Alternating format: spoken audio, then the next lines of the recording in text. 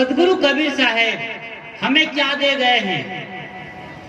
ऐसा नहीं है कि कबीर पंथी लोग या उनके अनुयायी लोग ही कबीर साहब को पढ़ते हैं, लिखते हैं, उनके भजन गाते हैं या उनके बारे में जानते हैं। गैर कबीर पंथी लोग जो कबीर को उस तरीके से न उसकी प्रतिमा रखते हैं, न तस्वीर रखते हैं, न उनकी पूजा करते हैं, न आरती करते हैं, लेकिन वे लोग भी बहुत बाकायदा से सदगुरु को पढ़ते हैं और समझते हैं, यानी कुल मिलाकर अपने जीवन को संवारते हैं, अपने दुखों के दलदल से बाहर निकलते हैं, अपनी समस्याओं का समाधान ढूंढते हैं। ये है कबीर साहब की फिलॉसफी यानी दर्शन। आइए विचारों की ओर हम निवेदन करते हैं संत श्री यतीन्द्र साहब जी से। आपसे निवेदन है कि आप अपने विचारों को हम सबके बीच रखने की कृपा करेंगे। पूज्य संत श्री यतीन्द्र साहब जी जो कि नागपुर महाराष्ट्र से पधारे हुए हैं, आइए उनके विचार हम लोग सुनते हैं और एक बार जोर से आप लोग जय घोष लगाएंगे। बोलिए सदगुरु कबीर साहेब की। अर्चनीय, वंदनीय, मुद मंगलमय संत समाज, उपस्थित आप सब श्रद्धा मूर्ति देवियों एवं सत्संग प्रेमी सज्जनों, और इस पंडाल में उछल कूद मचा रहे नन्हे मुन्ने बाल गोपालों। सदगुरु कबीर साहेब एक संत हैं, एक बाबा हैं, एक महात्मा हैं, ये हम सब जानते हैं। आज से 600 वर्ष पहले वे इस धराधाम पर आए थे और उन्होंने हमारे लिए क्या कहा है। आप सब खास तौर से ग्रामीण लोग बैठे हुए हैं। जहां तक मैं माता बहनों को देख रहा हूं, बिल्कुल गांव से आए हुए लोग हैं और मैं यहाँ गांव घूम करके देखा हूं। आज हम सवेरे शोभा यात्रा पर निकले थे। हम अंदाजा लगा रहे थे कि इस गांव को, जिसका नाम हिंगना है, इस आश्रम के महान प्रेम साहब अपने गांव में शोभा यात्रा निकाले होंगे, मगर जैसे ही हम रवाना हुए तो इस गांव से बाहर चले गए शोभा यात्रा में और कई गांव घूमते रहे। ये जो परमानंद का पंचायत है, इस ग्राम पंचायत के कई गांव में हम घूम करके आए तो पूरा इलाका देखने को मिला और सब लोगों को खबर देते हुए वापस यहाँ आए तो कई गांवों में जाना हुआ। गांव को मैंने देखा, खेतों में लोग काम कर रहे हैं, मूंगफलियां उखाड़ रहे हैं, बांस का घर है, उसके फूस की झोपड़ी जैसा घर बना हुआ है, बढ़िया एयर कूल्ड घर है। यहाँ गर्मी है अच्छी खासी, चिपचिपाहट है और मैं समझता हूँ कि ऐसे घर आपको सुकून और शांति देता होगा। ये गांव वालों ने खोजा है। समझिए जरा, आप शहरों में जाएंगे 50-25 और उससे भी ज्यादा मंजिलों की इमारत है, बड़ी बड़ी ऊंची ऊंची बिल्डिंग है, लेकिन उन बिल्डिंगों में आपके गांव की झोपड़ी लगी हुई है। आपका ये घास फूस का जो झोपड़ा है ना, उनके बिल्डिंग्स में वो तस्वीर के रूप में टांगी गई है। कितनी बड़ी बात है। आप ज्यादा सुखी हैं कि वो सुखी हैं? जरूर उनके पास गाड़ी, मोटर, बंगला, car, washing machine, bank balance सब कुछ अच्छे हैं, लेकिन सुकून जो आपके अंदर बसता है, आपकी झोपड़ी में है, आपके गांव में है। कितनी अच्छी हरियाली यहाँ बिखरी हुई है, बांस के जंगलों का अंबार है, पटसन भी खड़े हैं, मूंगफली का तो सीजन ही चल रहा है। गांव के गलियों में, सड़कों पर उसे निकाल कर बिछाया जा रहा है। तो ये लोकेशन बताता है कि गांव से सदगुरु कबीर साहब कितने गहरे से जुड़े हुए थे। देश विदेश से हाँ फिरा, गांव गांव की खोरी।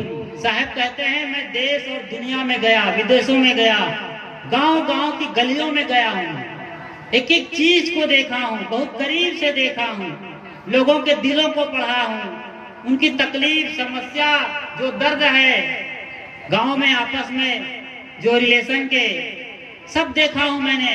रोटी का भी आज 2 जून की रोटी के लिए आप लोग इतनी मशक्कत कर रहे हैं। हमने देखा खेतों में लोग पूरा जमकर मेहनत कर रहे हैं। मक्का कभी सीजन चल रहा है, लोग उसको छिल करके दाने निकाल रहे हैं। गांव में मक्का का ढेर लगा हुआ है तो 2 जून की रोटी के लिए, और आज 2 जून है कबीर जयंती की यहाँ, लेकिन आप अपने घर में आज 2 जून की रोटी नहीं खाएंगे। इस आश्रम के भंडारा में आपको भरपूर मेवा, मिष्ठान और दाना पानी मिलेगा, खूब भोजन पाइएगा, खीर, पूड़ी, हलवा जो खिला रहे होंगे। तो सदगुरु कबीर साहब हमें क्या दे गए हैं? ऐसा नहीं है कि कबीर पंथी लोग या उनके अनुयायी लोग ही कबीर साहब को पढ़ते हैं, लिखते हैं, उनके भजन गाते हैं या उनके बारे में जानते हैं।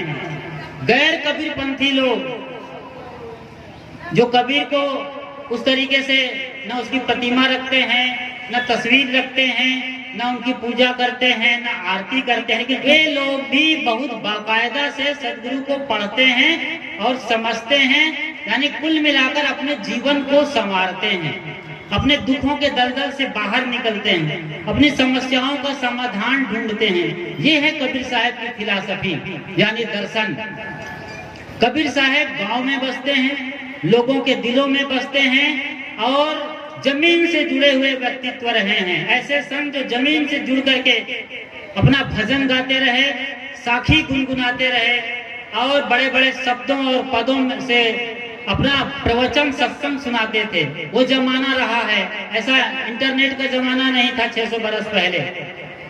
पैदल साहब घुमा करते थे, एक कमंडल रखते थे, एक कपड़ा नीचे एक ऊपर ओढ़ लेते थे, बस यही उनकी कुल संपत्ति थी।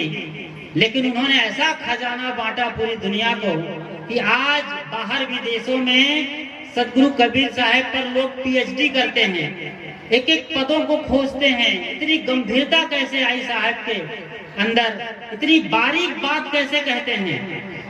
बड़े बड़े शहरों में बड़ी बड़ी सभाएं होती हैं जिनको सेमिनार कहते हैं, वहां लोग हजार रुपए का टिकट लगा करके अंदर जाते हैं, बड़े रईस लोग जाते हैं, आप सब नहीं जा पाते वहां। उनके अंदर हजारों रुपए का टिकट लेके जाते हैं, 2-2 घंटा लेक्चर होता है और वो 2 घंटा की बात को सदगुरु कबीर साहब 2 मिनट में समअप कर देते हैं। कितनी बड़ी बात है, 2 घंटा जो कोई बोलता होगा, कोई बड़ा लेक्चरर आता है, बड़ा मोटिवेशनल स्पीकर आता है, जो बोलता है उसको साहब 2 लाइन में बोल देते हैं। कितनी जमीन से जुड़ी हुई बात कर रहे हैं साहब, आप समझिए। सदगुरु कबीर साहब आपकी समस्याओं के समाधान हैं, आपकी तकलीफों की दवाई हैं। आप जो भी परेशानी महसूस कर रहे हैं, जो भी सवाल खड़े हैं आपके चेहरे पर, आपके जीवन में, आपके घर में जो भी बातें हैं, उन सारी बातों का समाधान, उन सारे सवालों का उत्तर और उस प्यास की अंतिम बुझ, मतलब जो प्यास मिटेगी आपकी, वो समाधान सदगुरु देते हैं आपको। माखी गुड़ में गड़ी रहे, पंख रहो लपटाए, हाथ मलाए और सिर धुनाए, लालच बुरी बलाए। ये लालच एक कमजोरी है हमारी। जब हम लिमिट से ज्यादा की तलाश करते हैं, हम अपनी सीमा से ज्यादा किसी चीज को चाहने लगते हैं और उसके लिए मौके बेमौके गलत तरीके से जीने लगते हैं, चोरी हिंसा में भी चले जाते हैं, वो लालच का चरम सीमा है। तो जब लालच एक ऐसी चीज है जो हमें हिंसा और हत्या तक ले जा सकता है, उसके लिए साहब कहते हैं माखी गुड़ में गड़ी रहे, पंख रहो लपटाए, हाथ मलय और सिर धुनाए, लालच बुरी बलाए। इतनी सीधी और सरल बात कर रहे हैं। एक दुकान के बगल से साहब निकल रहे थे, बड़े बड़े गुड़ के चट्टे पड़े हुए थे, इस साइज के लगभग 15 किलो के साइज के एक बड़ा चट्टे बट्टे गुड़ के पड़े हुए थे। उस पे देखा साहब ने मक्खी वहां भिनभिना रही है और कितनी मक्खी उस गुड़ के पिघलते हुए हिस्से में चिपक गई हैं और बाहर निकलने के लिए छटपटा रही। हाथ मले और सिर धुने, लालच बुरी बला है। तो लालच की वजह से मक्खियां फंस गई थी। उतने बड़े संत जिनका नाम पूरी दुनिया में लिया जाता है, हर मत मजहब और परंपरा के लोग उनके तारीफ करते हैं, गीत गाते हैं, पूजा करते हैं, आरती करते हैं। जो लोग दुश्मन मानते हैं वो भी उनको दिल से सुनना पसंद करते हैं, उनके चरण शरण बैठते हैं। वो उतने बड़े गुरुजन ये बोल रहे हैं, एक साधारण दुकान की मक्खी से एक बड़ा उदाहरण दे करके हमको समझा रहे हैं। ये कितनी बड़ी बात है। और एक लालच यानी लिमिट में जीना सीख जाएं अपनी जिंदगी को।